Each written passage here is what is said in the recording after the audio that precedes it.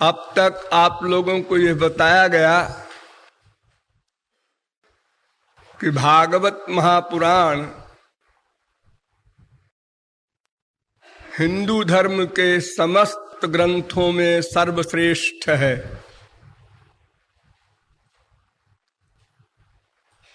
इस भागवत को वेदव्यास ने लिखा नहीं, बनाया नहीं,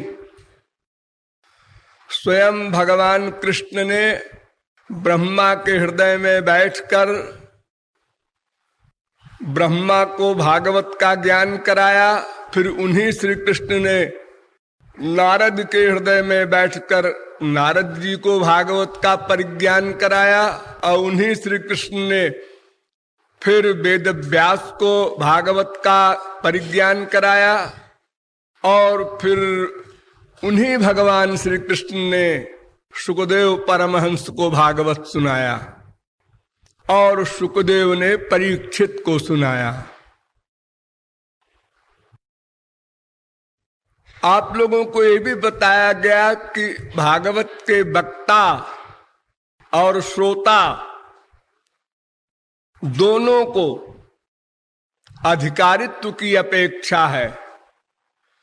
छठी भूमिका में ही भागवत सुनाना या सुनना चाहिए।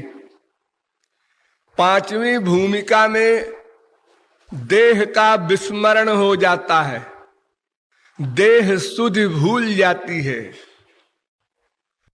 इसके अगली कक्षा में छठी भूमिका में महारास का विषय सुनना सुनाना चाहिए। तो उस छठी भूमिका के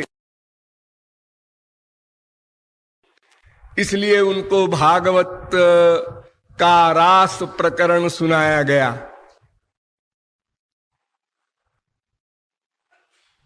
रास पंचाध्यायी भागवत का पंच प्राण कहलाता है। आपके शरीर में 5 प्रकार का प्राण होता है। प्राण, अपान, समान, उदान, व्यान। ये हवा जिसे आप लोग कहते हैं, उसकी सांस बंद हो गई माने पंच प्राण निकल गए। तो उस रास पंचाध्यायी का जो प्रथम अध्याय है 29वां अध्याय 10वां स्कंध का, वहां से हमने आप लोगों को बताया है कि भगवान ने भी प्रत्यक्ष योग माया से निर्मित ब्राह्म रात्रियों को देखकर प्लस मल्लिकादि ऋतु विपरीत फूलों को फूला हुआ देखकर मन बनाया। किस लिए? रास के लिए, रमण के लिए। और ये सब कैसे किया? योग माया के द्वारा। क्योंकि सब विपरीत बातें हैं। भगवान और रमण इम्पॉसिबल हमारी लौकिक बुद्धि के अनुसार। शरद ऋतु में बसंत ऋतु के खिले हुए फूल इम्पॉसिबल, असंभव। और एक रात्रि को बहुवचन में कहना कि इन रात्रियों को देखकर, असंभव।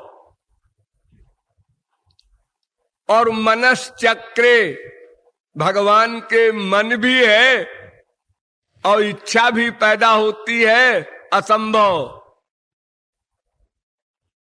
यानी सब बातें असंभव है जो महाराष्ट्र में होने जा रही हैं। और जो असंभव बात होती है वो माइक बुद्धि में कथमपि नहीं आ सकती। जैसे संसार में कोई कहे कि रामदेव का लड़का यज्ञदेव है। कितने साल का है? 3 साल का है। अच्छा, फिर उसका ब्याह हो गया। 3 साल के बच्चे का ब्याह, तो जिससे ब्याह हुआ वो कितनी बड़ी थी? 2 साल की थी। इतना मामला असंभव नहीं है। हमारे गांव में आज से 50 साल पहले ऐसा होता था, गोद में बच्चे को लेकर के शादी किया करते थे बहुत से लोग। हाँ तो भाई उसका शादी हो गई, विवाह हो गया, हाँ उसके 9 महीने बाद उसको बच्चा हुआ। 3 साल के बच्चे के 2 साल की बच्ची के बच्चा हुआ। आपका दिमाग तो नॉर्मल है? इम्पॉसिबल। आपकी बुद्धि ने सोचा कि 3 साल का बच्चा काम दोष रहित होता है, अतएव बच्चा होने का प्रश्न ही नहीं, असंभव। फिर आप ये कैसे मानेंगे कि महापुरुषों के इतिहास में कोई कान से पैदा हो रहा है, कोई नाक से पैदा हो रहा है, कोई ललाट से पैदा हो रहा है, कोई पैर से पैदा हो रहा है? ये आपकी बुद्धि में नहीं आएगा। क्यों? इसलिए कि आपकी बुद्धि माया की है और भगवान और महापुरुष के कार्य योग माया से होते हैं। योग माया मुपाश्रिता। योग माया का मतलब अपनी पर्सनैलिटी में रहे और माया का कार्य करे, अपनी स्थिति में भी रहे और कार्य करे माया का, अर्थात माया से परे रहे भीतर से और माया का कार्य करे बाहर से। इस वर्ग का नाम योग माया का वर्ग। और भीतर से भी वही हो, बाहर से भी वही हो, ये माया का कार्य। बहिरंगा माया, अंतरंगा योग माया। तो भगवान के लिए कुछ भी इम्पॉसिबल नहीं है। जो शब्द का प्रयोग होता है वो केवल योग माया की शक्ति के कारण होता है। इसी शक्ति का चमत्कार है कि भगवान कर्तुम अकर्तुम अन्यथा कर्तुम समर्थ है। जो चाहे करें, जो चाहे ना करें, जो चाहे उल्टा करें। अरे देखो सृष्टि ही उल्टी हुई है, आपकी बुद्धि में आएगी? करोड़ कल्प तक खोपड़ा लगाइए, नहीं आएगी। क्या मतलब? तस्माद वाये तस्माद आत्मन आकाश संभूता। सबसे पहले आकाश बना। अच्छा, आकाश का गुण क्या है? शब्द ग्रहण करना। देखो हम जो कुछ बोल रहे हैं आप सुन रहे हैं, क्यों? ये बीच में आकाश है। तो कान का सब्जेक्ट है शब्द श्रवण, ध्वनि श्रवण। ये आकाश का गुण है। आकाश का स्पर्श हो सकता है क्या? कोई छू सकता है? अरे आकाश कोई छूने की चीज है, क्या छुएगा? ऐसे ऐसे किए जाओ, खाली जगह माने आकाश। आकाश ऊपर नहीं होता। जो आप लोग ऊपर की तरफ आंख उठाकर कहते हैं आकाश में तारे हैं। आकाश माने खाली जगह। यहां भी जहां आप लोग बैठे हैं आकाश है। आपके शरीर में भी निरे आकाश भरे हैं, ये रोम रोम में आकाश है। अब इसको आप कह दीजिए कि ये मठाकाश है, साधना भवनाकाश है। एक छोटा आकाश, एक बड़ा आकाश, उसको घेरे में हमने कर दिया तो उसको हमने मठाकाश कहा। घड़े में भी आकाश है, उसको घटाकाश कहा। लेकिन आकाश माने खाली जगह, उसका स्पर्श नहीं हो सकता। हाँ आज समझ में आ गया। अब उस आकाश से पैदा हुआ वायु। हाँ, और वायु का स्पर्श होता है? हाँ खूब होता है। ये ठंडा है, गर्म है, तेज हवा है, हल्की हवा है। इस समय हवा चली नहीं रही है। अच्छा, तो क्यों जी? बाप में वो गुण नहीं है तो बेटे में कैसे आ गया? जब आकाश में स्पर्श का गुण है ही नहीं तो फिर वायु में कैसे आ गया? आपकी त्वचा की इंद्रिय स्पर्श गुण को ग्रहण करती है। तस्माद वाये तस्मादात्मन आकाशा संभूता आकाशात वायु वायोरग्नि। और सुनो आश्चर्य, वायु का स्पर्श होता है, हाँ, उससे पैदा होती है आग। भला वायु में आग का गुण कहां है? आग तो प्रकाश देती है, और प्रकाश जो है वो आंख का सब्जेक्ट है, रूप दिखाई पड़ता है। ये आपकी आंख से रूप नहीं दिखाई पड़ता, ये धोखा है आपको। आंख प्लस प्रकाश। अगर कोई वस्तु अंधेरे में रखी है, वो बड़ी बढ़िया है आपकी आंख, तो अटक के गिर पड़ते हैं आप लोग। अरे यहां किसने मेज रख दिया, इसी समय बिजली चली गई, हम बाथरूम गए थे, लौटने लगे तो गिर गए, फ्रैक्चर हो गया। अरे तुम्हारे आंख नहीं, अंधे हो? नहीं, आंख तो है जी, वो अंधेरा था। तो रूप चक्षु का विषय है, अग्नि का धर्म है प्रकाशकत्व। जिस वस्तु को हम देखना चाहते हैं वो वस्तु प्रकाश में होनी चाहिए, तब आंख काम करेगी। और उस अग्नि से पैदा हुआ जल, बताइए कहां अग्नि कहां जल, विपरीत गुण। जल से पैदा हुई पृथ्वी, तो देखिए सृष्टि ही आपकी बुद्धि से परे है। भगवान को छोड़िए। तो ईश्वरे ब्रह्मणिनो विरुध्यते त्वदाश्रयत्वादुपचर्यते गुणैः। भगवान तो दो विरोधी धर्मों के अधिष्ठान डिक्लेयर्ड हैं। अजायमानो बहुधा विजायते। भगवान आज है, जन्म नहीं होता, अब बहुधा विजायते, अनंत जन्म होते हैं। दोनों बात सही। हाँ, ये कैसे हो सकता है, एक बात सही हो सकती है? हाँ, उसी को तो भगवान कहते हैं।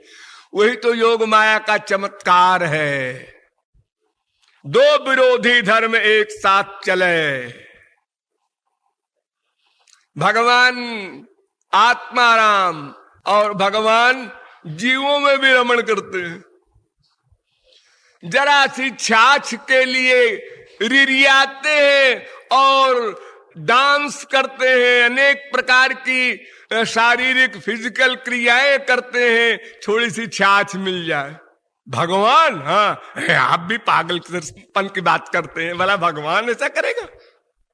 फिर देवता लोग ही संकल्प से संसार का सामान मंगा लेते हैं, और जो सत्य संकल्प सत्य काम है भगवान, उसको और इन सब चीजों की आवश्यकता, अरे उसके तो मन ही नहीं, इच्छा कहां से होगी? अप्राणो ह्यमना शुभ्रो ह्यक्षरात् परतः परः। तो भगवान की परिभाषा ही है दो विरोधी धर्म। इसलिए भगवान ने उसी योग माया का आश्रय लेकर के महारास का विचार किया, और सबसे पहले मुरली वादन किया, मुरली बजाया। फिर मैंने बताया कि उस मुरली नाद में योग माया की शक्ति थी, इसलिए वो मुरली उसी को सुनाई पड़ी जो अधिकारी था।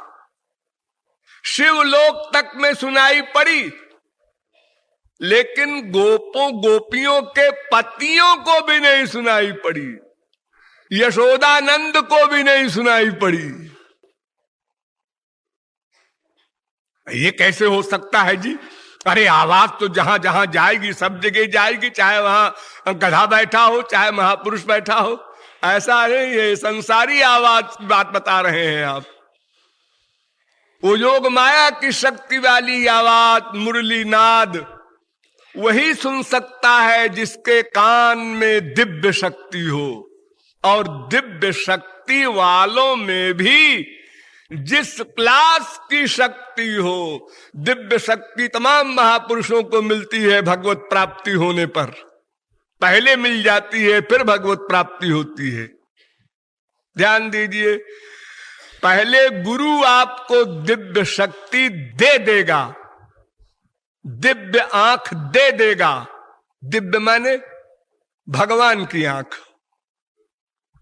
भगवान को देखने के लिए भगवान की आंख चाहिए, भगवान के शब्द सुनने के लिए भगवान के कान चाहिए।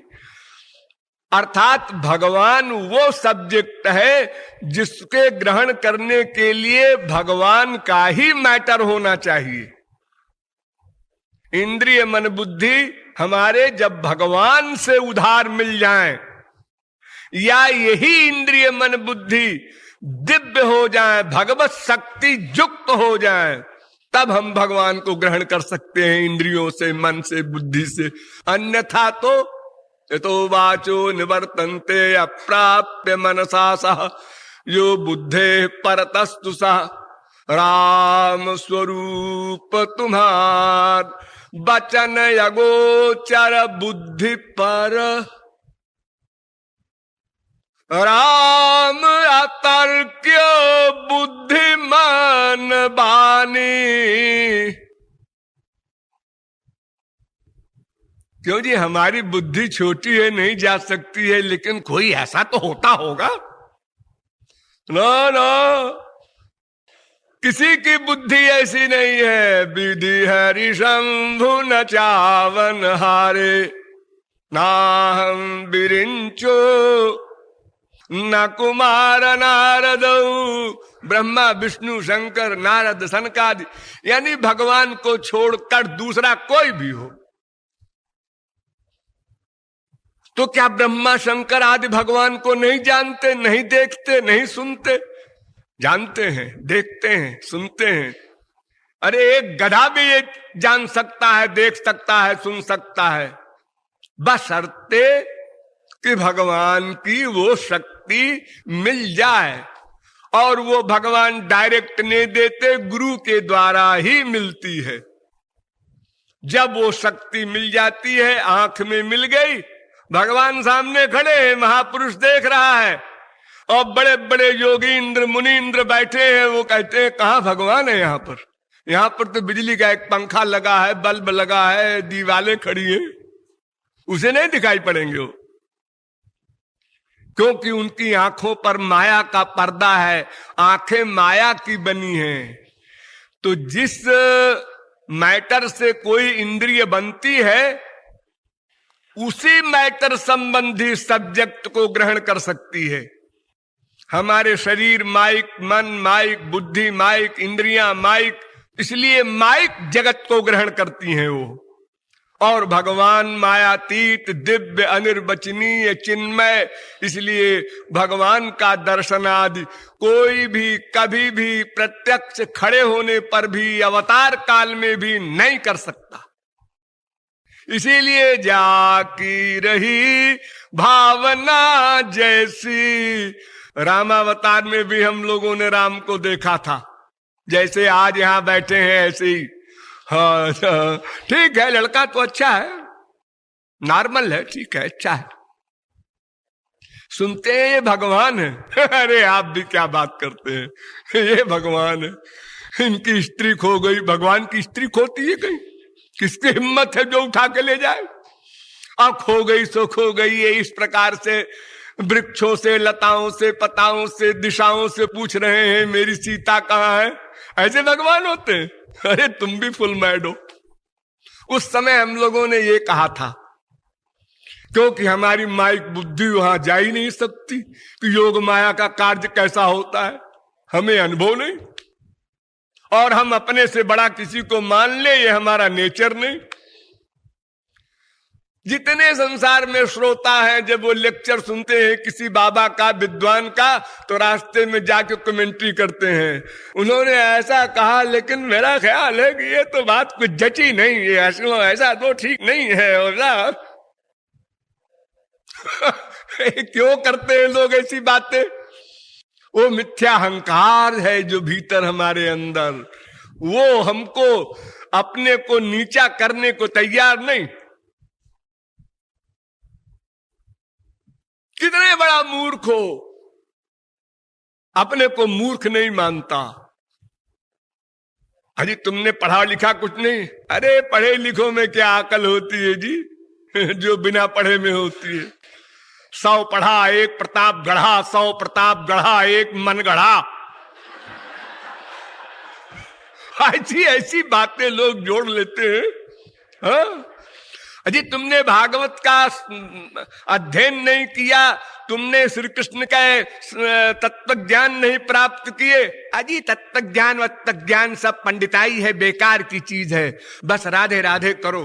अरे कौन है राधे समझ तो लो। अजी हम सब समझते हैं। बड़े समझने वाले आए, जहां बड़े बड़े परमहंस फेल हो गए वहां आप समझते हैं। ये लोगों की आदत है। तो इस प्रकार विरोधाभास युक्त जोग माया के आश्रय से भगवान ने रास प्रारंभ किया और पहले मुरली वादन किया। मुरली वादन से वे अधिकारी अर्थात वे गोपियां भागी दौड़ी समाधि में। कुछ गोपियों को पतियों ने रोक लिया तो उन्होंने शरीर छोड़ दिया और श्याम सुंदर के पास चली गई। ये सुनते ही परीक्षित को शंका हुई और परीक्षित ने कहा, महाराज ये श्री कृष्ण को पति मानकर भागी थी। वे कुमारियां और विवाहिता 2 प्रकार की स्त्रियां थी, गोपियां। कुछ ऊढ़ा कुछ अनूढ़ा।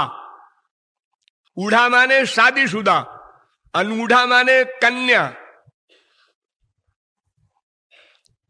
तो क्यों जी विवाहिता स्त्री रात में किसी पुरुष के पास पति की चोरी से, अरे चोरी क्या बताए नहीं, होश नहीं, उसको भाग पड़ी। तो ये तो बड़ा गलत है। गुरुजी सुखदेव जी से कहते हैं परीक्षित, गुरुजी ये तो बड़ा गलत है सिद्धांत। कृष्णम विदुः परम कांतम न तो ब्रह्मतया मुने।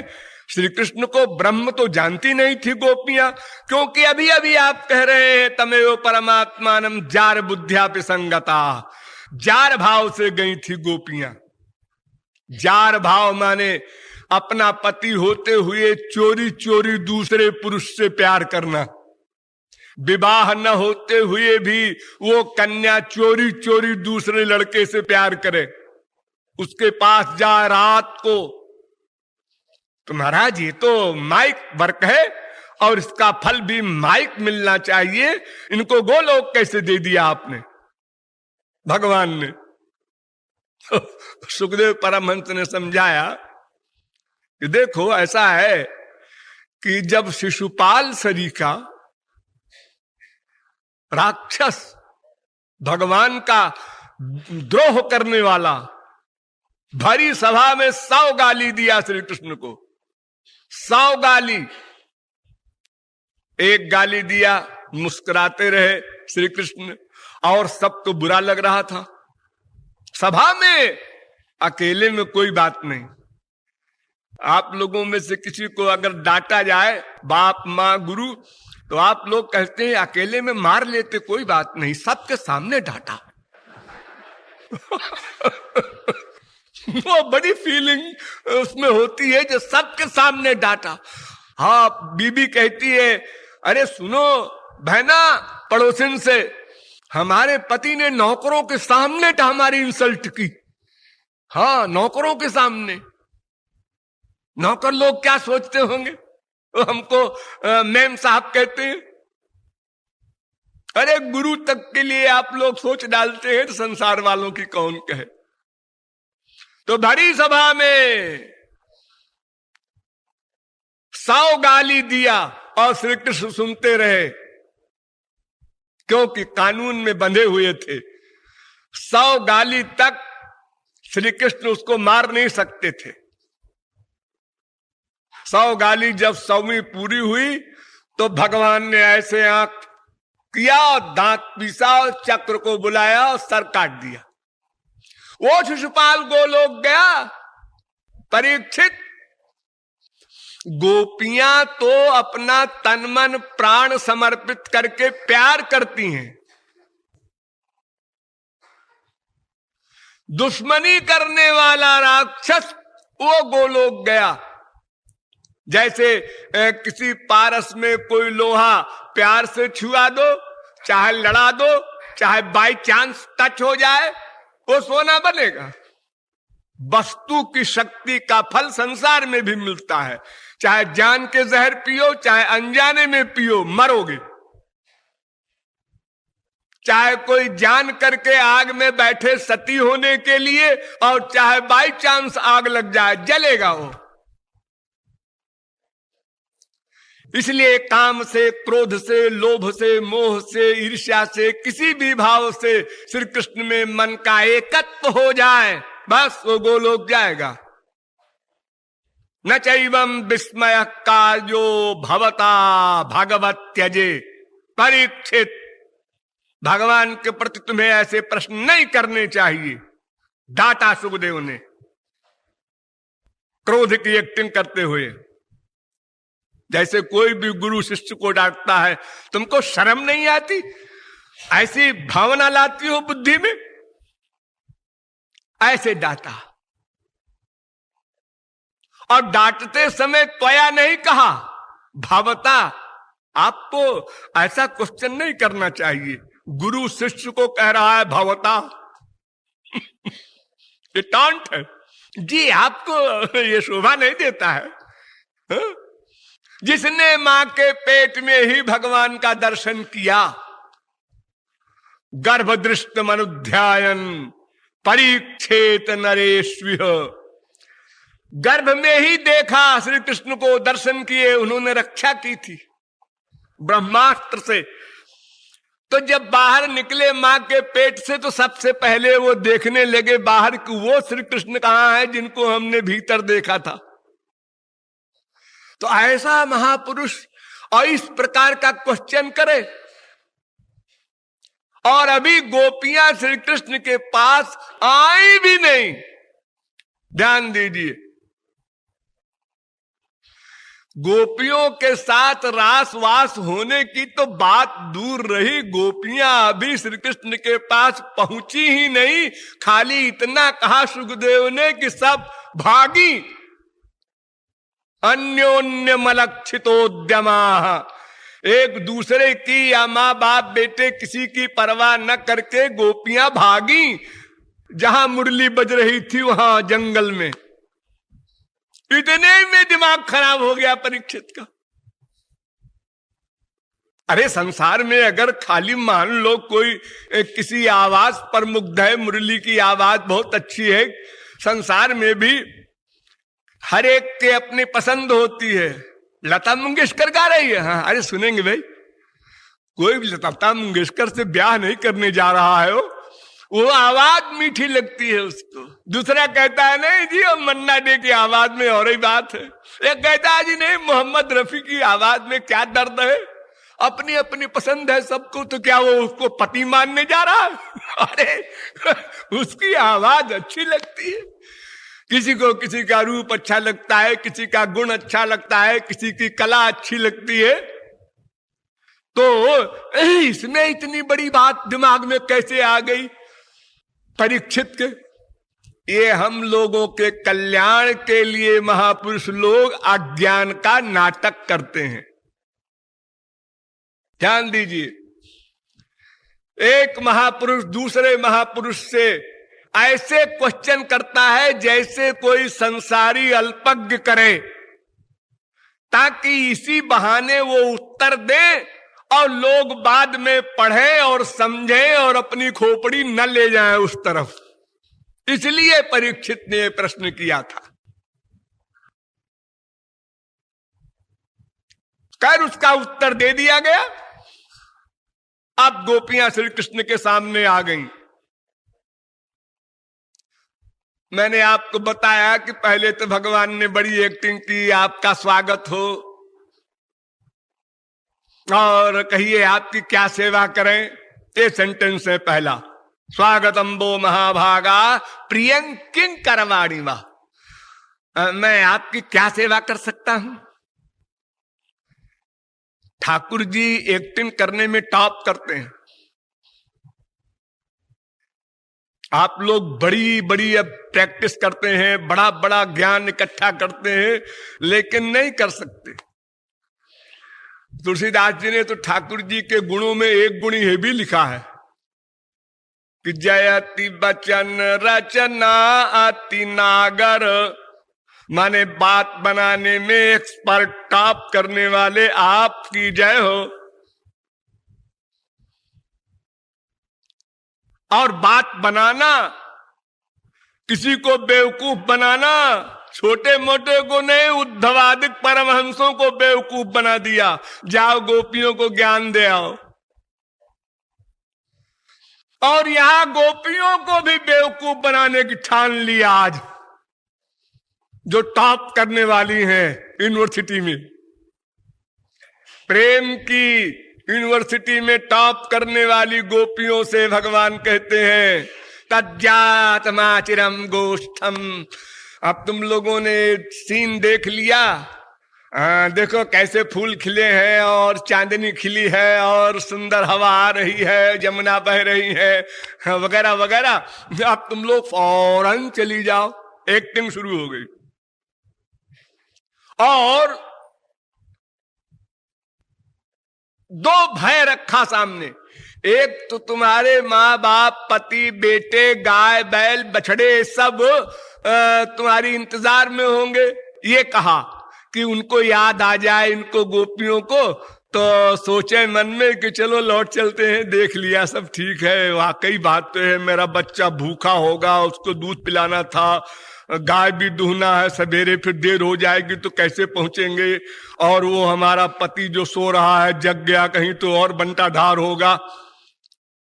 ये हर एक सोच सकता है, लेकिन गोपियां नहीं सोच सकी। ठाकुर जी बोलते रहे, वो सुनती रही। आखिर में परलोक का डर दिखाया ठाकुर जी ने। जब संसार की भीति को, संसार के भय को नहीं रियलाइज किया गोपियों ने, तो उन्होंने कहा देखो ऐसा है कि भर्तुशुश्रूषणम स्त्रीणाम परौ धर्मो हिमालया। स्त्रियों का धर्म है पर धर्म, अलौकिक धर्म बता दिया। पर धर्म कहना फिजिकल धर्म को, वर्णाश्रम धर्म को। अरे वर्णाश्रम धर्म से क्या मिलना जुलना है।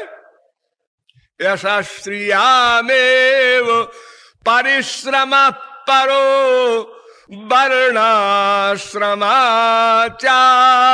तपश्रुतादिषु।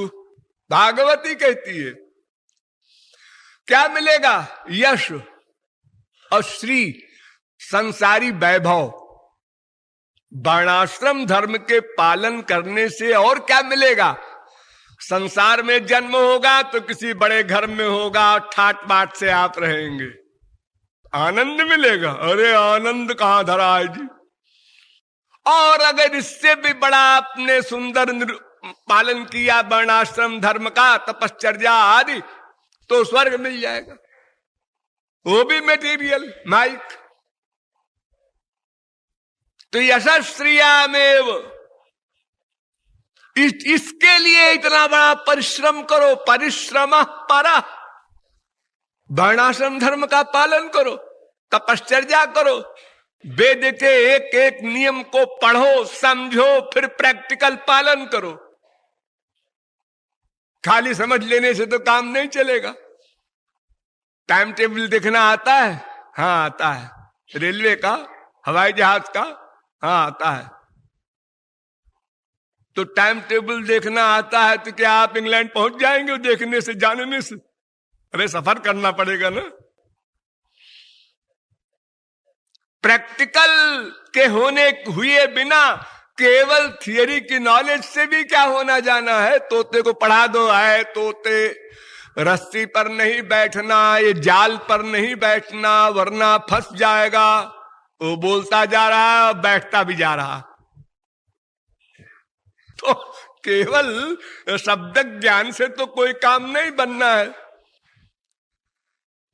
तो भगवान ने इस लोक और परलोक दो प्रकार के लोभ दिखाए, लालच दिलिए गोपियों को, लेकिन चालाकी रखा कि कोई महापुरुष पूछ बैठे, क्यों जी आप धोखा देते हैं, ऐसी गलत बात आपने क्यों कहा, परधर्म, स्त्री का धर्म ये है। अरे धर्म तो सबका एक है, स्त्री पुरुष हो, नपुंसक हो, गधा हो, कुत्ता हो, बिल्ली हो, जीवात्मा है। बस एक बात, वेद शरीर का धर्म नहीं बताता, आत्मा का धर्म बताता है। धर्मो यस्याम मदात्मका, भगवान ने स्वयं उद्धव से कहा है कि वेद वाणी में केवल मेरे धर्म का वर्णन है, मदात्मका धर्म, न तुम मायात्मका धर्म, मेरे धर्म का निरूपण हुआ है। तो सभी आत्मा है, वो स्त्री बॉडी मिल गई, उससे क्या खास फर्क पड़ गया। कौन सी चीज ऐसी है स्त्री में जो पुरुष में नहीं है? वही मन है, वही बुद्धि है, वही इंद्रियां है, वही इच्छाएं हैं, वही काम, वही क्रोध, वही लोभ, वही मोह। क्या बात है, एक बॉडी की बनावट बदल दिया तो उससे क्या फर्क पड़ जाएगा धर्म में। एक कैसे कहा, भर्तु शुश्रूषणम, और दो लालच दिया, अस्वर्गमय सस्यंच, यह लोक में बदनाम हो जाओगी और परलोक भी नष्ट हो जाएगा। जैसे संसार में लोग कहते हैं, ना खुदा ही मिले, ना विशाले सनम, ना इधर के रहे ना उधर के रहे, धोबी का कुत्ता, न घर का न घाट का। लेकिन भगवान ऐसे चालाक है कि उन्होंने एक शब्द रख दिया वहीं पर कि अगर कोई बुद्धिमान पकड़ भी लेगा तो फिर हमारे बचने के लिए एक पॉइंट है। शायद किसी महापुरुष का ध्यान गया हो उस शब्द के ऊपर। भागवत तो सब सुनाते रहते हैं। क्या है वो शब्द, ध्यान दो। पति स्त्रीभिर्नहातव्यो लोके सुभिरपातकी,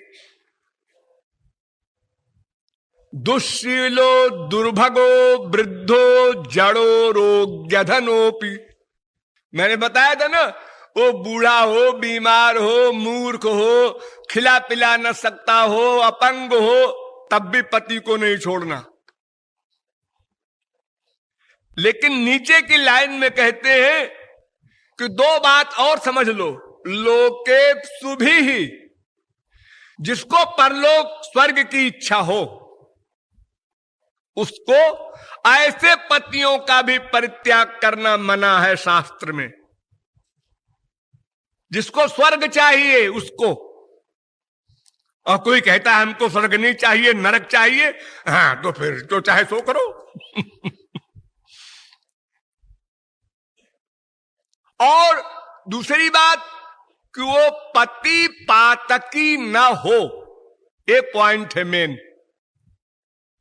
अपातकी, उसी श्लोक में कहा गया कि वो पति पापी न हो, तो वो अंधा हो, लंगड़ा हो, लूला हो, मूर्ख हो तो त्याग करना मना है। और अगर पापी हो तो फिर त्याग हो सकता है। तो ये बताओ जी कि जिन स्त्रियों ने पतियों को रोका, एक भी पति की एग्जाम्पल नहीं है भागवत में कि उसने अपनी स्त्री से कहा है मुरली बज रही है, जाओ जाओ जाओ। ऐसा किसी पति ने कहा क्या? नहीं कहा। तो फिर इसका मतलब यह है कि सब पतियों को एतराज था। और कितना बड़ा कांड खड़ा हो जाता जब सब पतियों को एतराज है और वो ब्रह्मरात्रि तक अपने पति से बाहर गायब है, सारे ब्रज में हंगामा मच जाता, क्या न हो जाता। लेकिन भगवान ने उस हंगामे को बचाने के लिए फिर योग माया को बुलाया और बुला करके हरेक पति की स्त्री की जो शक्ल थी शरीर की, और जैसे वो कपड़ा पहने थी, जैसे वो उसका स्वभाव था, जैसी उसकी नॉलेज थी, उसी प्रकार अपने को बनाकर एक एक स्त्री बन बन के सब गोपियों के पास जाके एक पलंग पर लेट गए ठाकुर जी। अब वो पति बीच में उठा, मान लो बाथरूम जाना है या ऐसे ही कभी आंख खुल जाती है 2-4 घंटे में किसी की, तो उसने देखा हाँ लेटी है, सब ठीक है। फिर आंख खुली, लेटी है। ये तो भगवान को करना पड़ा। इसका मतलब उसके पति की इच्छा नहीं थी कि स्त्री जाए दूसरे पुरुष के पास।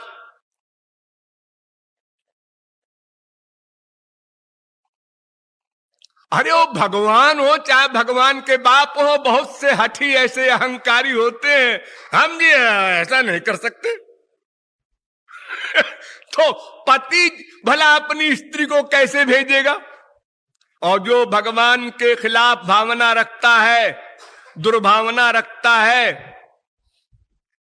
कि जिस कूड़ा कबाड़ा गंदा मलमूत्र के पिटारे शरीर को हम संसारी पुरुषों को दिया करते हैं, वो भगवान को देने में एतराज है, गंदी वस्तु देने में। तो वो पति क्या पातकी नहीं है? इससे बड़ा भी और कोई पाप होगा? इसको तो नामापराध कहते हैं शास्त्र में, समस्त पापों से बड़ा अपराध कि उसने भगवान के खिलाफ भी बुद्धि लगाई। तो इस प्रकार तो जितने भी पति हैं गोपियों के सब नामापराधी महान पातकी है, इसलिए उनको छोड़ देने में क्या बात है? ये बात गोपियों ने कही नहीं, मैं कह रहा हूं। तो इस प्रकार तो जितने भी पति हैं गोपियों के सब नामापराधी महान पातकी है, इसलिए उनको छोड़ देने में क्या बात है? ये बात गोपियों ने कही नहीं, मैं कह रहा हूं। जब भगवान कह रहे हैं कि पातकी पति ना हो, निष्पाप हो, तो उसको नहीं छोड़ना चाहिए। लेकिन महाराज हमारे तो हम लोगों के सबके पति पापी हैं, क्योंकि वो तो हमको कभी ना आने देते। हम तो चोरी से आए हैं, और आप भी चोरी से हमारा रूप धारण करके उनके पास लेटे हुए हैं, वरना तो पता नहीं क्या हो जाता। 10-20 का मामला थोड़ा ही है, ये तो सारे ब्रिज का मामला है। एक की स्त्री खो जाए तो सारा मोहल्ला एक हो जाता है, और इतने सबकी स्त्रियां गायब है। बात क्या है? कहां गई वो?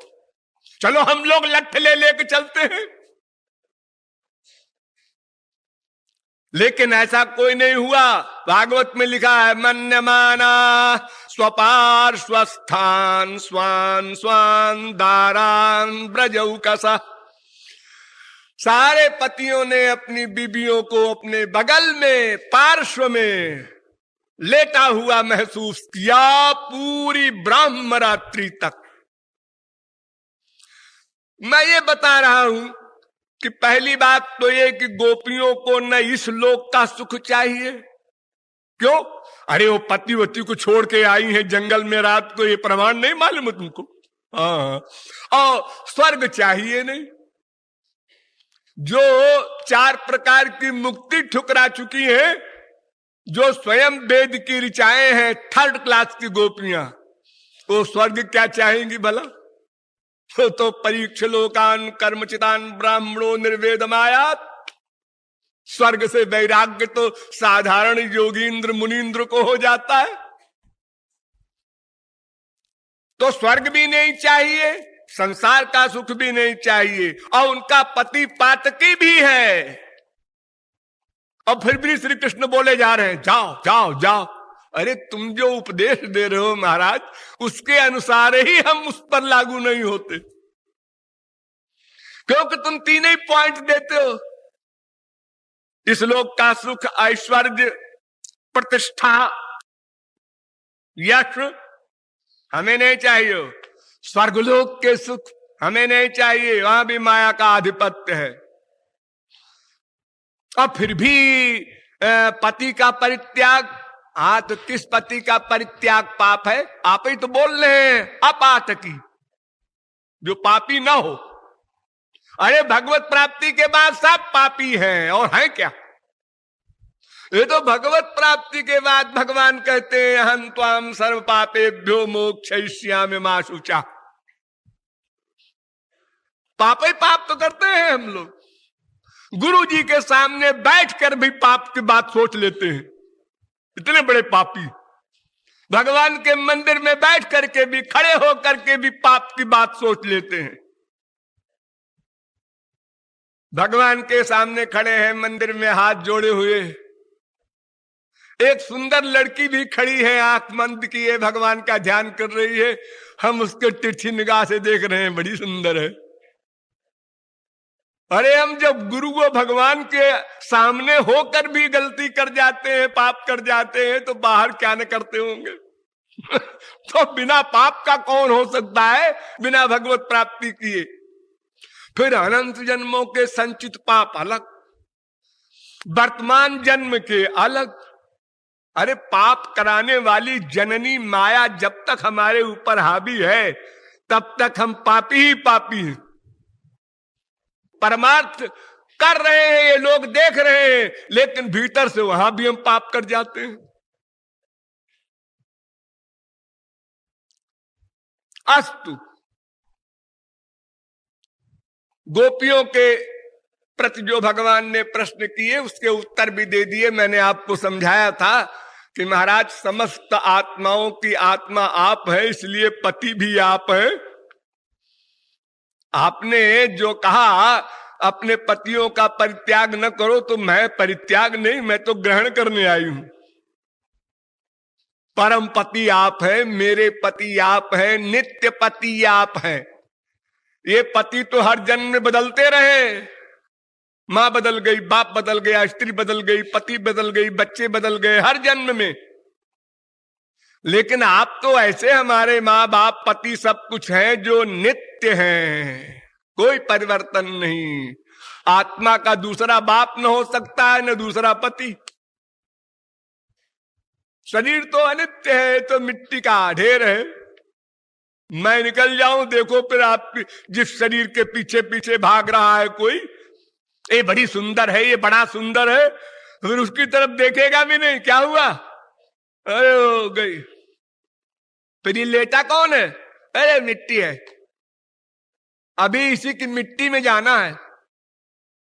उसको हम मिट्टी बोलने लगते हैं, जिसकी बड़ी इंपॉर्टेंस देखने के लिए लोग व्याकुल हैं। ये प्राइम मिनिस्टर जा रहा है, ये गायिका जा रही है, ये बड़ा भारी कलाकार जा रहा है, भीड़ है।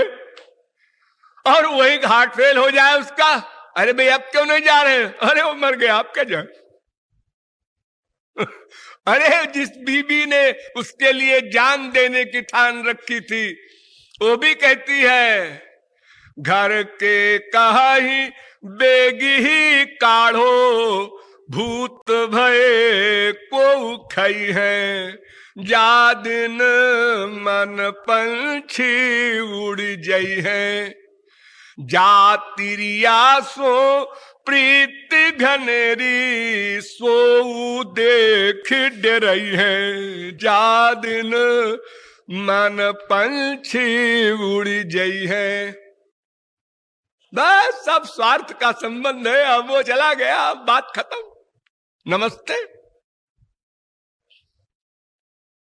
और अगर कोई रोता होता भी है तो स्वार्थ के लिए रोता है, उसके लिए नहीं रोता कोई। अरे वो होते तो तरकारी वरकारी ला देते थे, अब वो चले गए, हमारा बेटा चला गया, हमारा बाप चला गया, तो अभी उनका काम यहां कौन करेगा।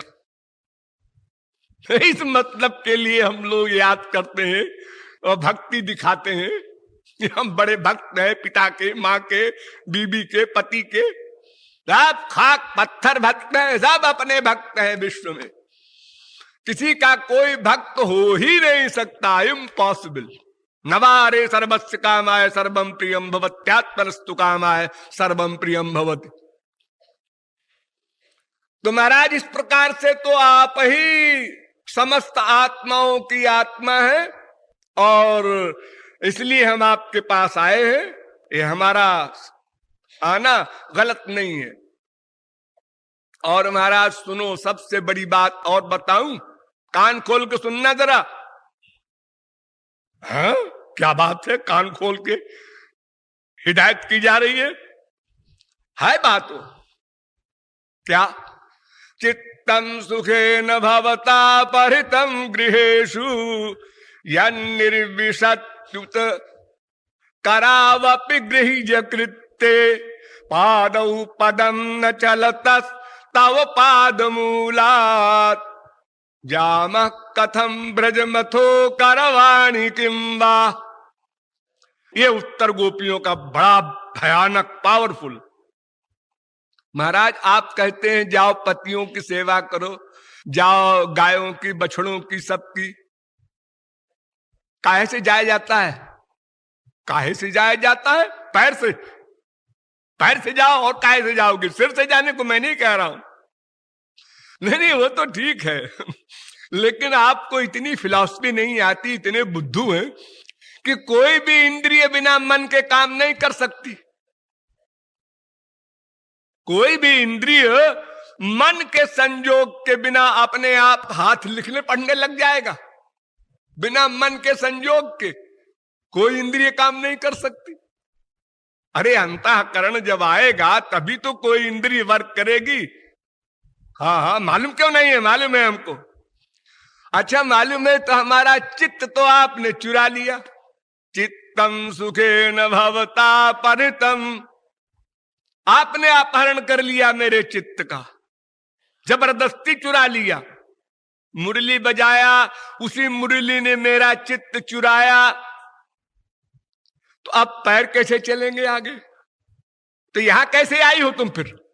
वो मुरली की आवाज से आए हैं, वो ले आई है हमको। अब यहां से घर जाने में हमको वापस कर दो चित्त, हम चले जाएंगे। चलो फैसला, हम तुम्हारा सब लेक्चर मान लेते हैं। मानने लायक तो एक भी नहीं है, लेकिन चलो कोई बात नहीं, कृपा करते हैं, हमारा चित्त तो वापस करो। अब ठाकुर जी सीरियस हो गए। तो कृपालु ने कहा हाँ ठीक है, एक और पढ़े। हाँ, ताबड़तोड़। तो एक और दूसरा सेंटेंस गोपियों ने इससे भी बड़ा कहा। उन्होंने कहा महाराज जरा कान खोल कर सुनिएगा, आपकी बार एक और बड़ा पॉइंट देने जा रहे हैं। ठाकुर जी ने ऐसे देखा, बोले नहीं कुछ, क्योंकि अभी इसी क्वेश्चन से निरुत्तर हो गए थे।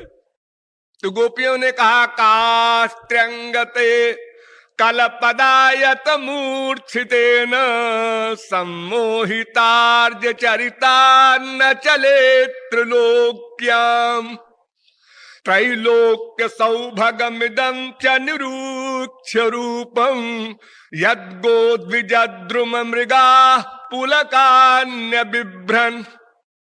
महाराज हमें जरा उस स्त्री का नाम बता दीजिए, या पुरुष का नाम बता दीजिए, या गाय भैंस बैल किसी का नाम बता दीजिए, जो आपकी मुरली सुनकर, आपके दर्शन करके संसार न भूल गया हो। ऐसा कोई एक नाम बता दीजिए, हम लोग बात हार मान लेंगे, लौट जाएंगे। उमा रमा ब्रह्माणी कोई भी पर्सनैलिटी जो बड़ी बड़ी कहलाती है, जयंती, मंगला, काली, भद्रकाली, कपालिनी, दुर्गा, क्षमा, शिवा, धात्री, स्वाहा, सुधा, कोई देवी विश्व की हो। अरे लक्ष्मी तो अपना पति छोड़ के बैठी है आपके अंतःकरण में, जो सबसे बड़ी पर्सनैलिटी है महाविष्णु। उनकी बीवी भाग गई उनके पास से, वो श्री कृष्ण के हृदय में निरंतर रहती है। बताओ। और रमा समेत रमापति मोहे, राम को देखकर रमा और रमापति दोनों मोहित हो गए थे। तो जब पुरुष तक मोहित हो रहे हैं तो स्त्रियों की क्या चर्चा, क्योंकि पुरुष को देखकर पुरुष को मोहित नहीं होना चाहिए। वहां भी दंडकारण्य के परमहंस मोहित हो रहे हैं पति मानने के लिए। बाप माने कोई बात नहीं है, बेटा माने कोई बात नहीं, श्री राम को पति बनाने के लिए काम भाव से तथा संप्राप्त कामेन।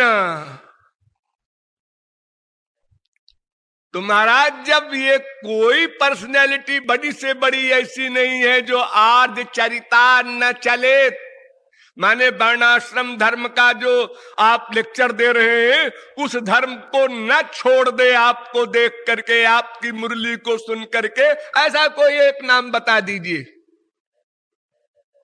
अरे मनुष्य को तो छोड़ो, जिनके बुद्धि बहुत कम होती है वो गो द्विज द्रुमाः मृगाः,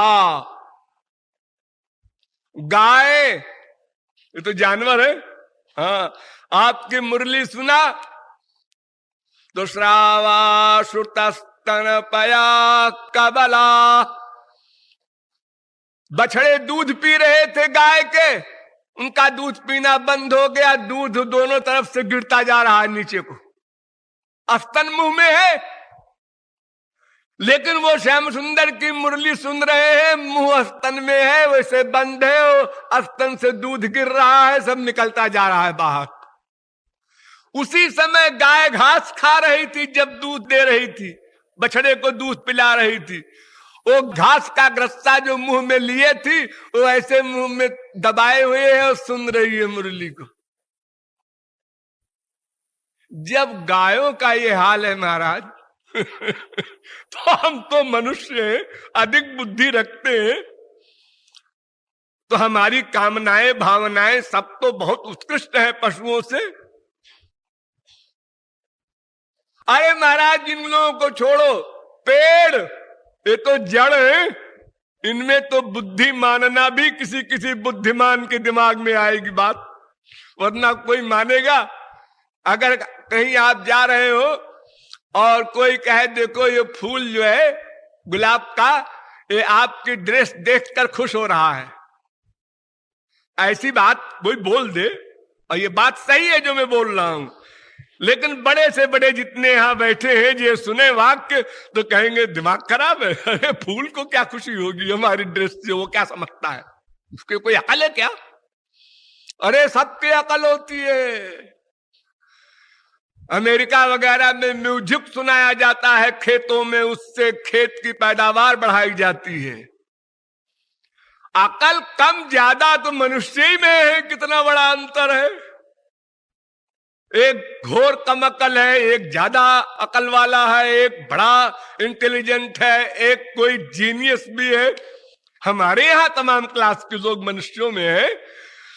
इसी प्रकार 84 लाख में सब आत्मा है, आत्मा में मन बुद्धि अवश्य होगा, चैलेंज के साथ। बिना मन बुद्धि के कोई आत्मा नहीं हुआ करती। तो महाराज ये वृक्ष वगैरह भी, उनको भी रोमांच हो जाता है आपके मुरलीनाद से, आपके दर्शन से। त्रैलोक्य सौभगमिदं च निरीक्ष रूपम। तो महाराज अगर मैं आसक्त हो गई, आपके रूप में मोहित हो गई, तो कौन सा आश्चर्य है, ये तो आपकी गलती है।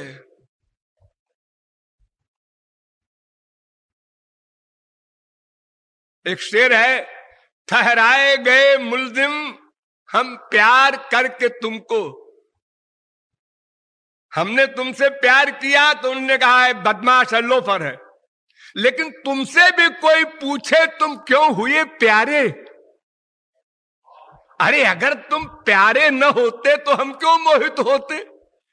तो गोपियां कहती हैं कि तुम तो इतने प्यारे हो कि स्वयं मोहित हो जाते हो अपने रूप पर, तो हम तो गंवार ग्वालिने हैं, मोहित हो गई तो कौन सा गुनाह किया। फिर तुम्हारा यही तो आदेश है कि अब कि तुमको हम मनुष्य बनाकर भेज रहे हैं, अब तुम हमने मोहित हो जाओ तो तुमको अपना लोक दे दें। ये तो तुम्हारा सिद्धांत ही था, उसी का तो पालन किया है मैंने। फिर हमको उल्टा लेक्चर पिला रहे हो तुम। विश्व में ऐसा कोई नहीं है, और वो जो आपको देखकर मोहित ना हो, ऐसा अगर कोई है तो अभागा है, प्राकृत आंख है उसके, प्राकृत मन है, प्राकृत बुद्धि है, वो बेचारा उस रस को पा ही नहीं रहा है, मजबूर है। अस्तु, ये सब सुन करके श्री कृष्ण ने प्रहस्य सदयम गोपी रात्मा रामोप्यरी रमत, हंस करके मुस्कुरा करके, मुस्कुराया इसलिए कि मैं तो एक्टिंग कर रहा था हाँ, मुस्कुराया इसलिए भगवान ने कि वो ऐसा है कि भाई बिना परीक्षा लिए तो बात पक्की नहीं होती। देखो मैंने पिछले अवतार में सब जानते बूझते हुए भी और सीता को आग में डलवा दिया सबके सामने। हाँ, तो परीक्षा तो परमावश्यक है। आजकल के अनुयायी थोड़े हैं कि महाराज जी हमारी परीक्षा मत लीजिएगा, ऐसे ही डिग्री दे दीजिए ऐसा कहते हैं लोग, हमारी परीक्षा न लीजिएगा, हम फेल हो जाएंगे, तो पढ़ने काहे को आए फिर? अरे जब तुमको परीक्षा देने से डर है तो पढ़ने क्यों आए हो? तो भगवान ने मुस्कुरा करके, हंस करके, सदयम दया से युक्त हो करके और महारास प्रारंभ किया। जैसे उस दिन एंड हुआ था, ऐसे आज वहीं पर फिर एंड हो गया। अब इसके बाद आगे की बात आगे होगी। बोलिए वृंदावन बिहारी लाल की।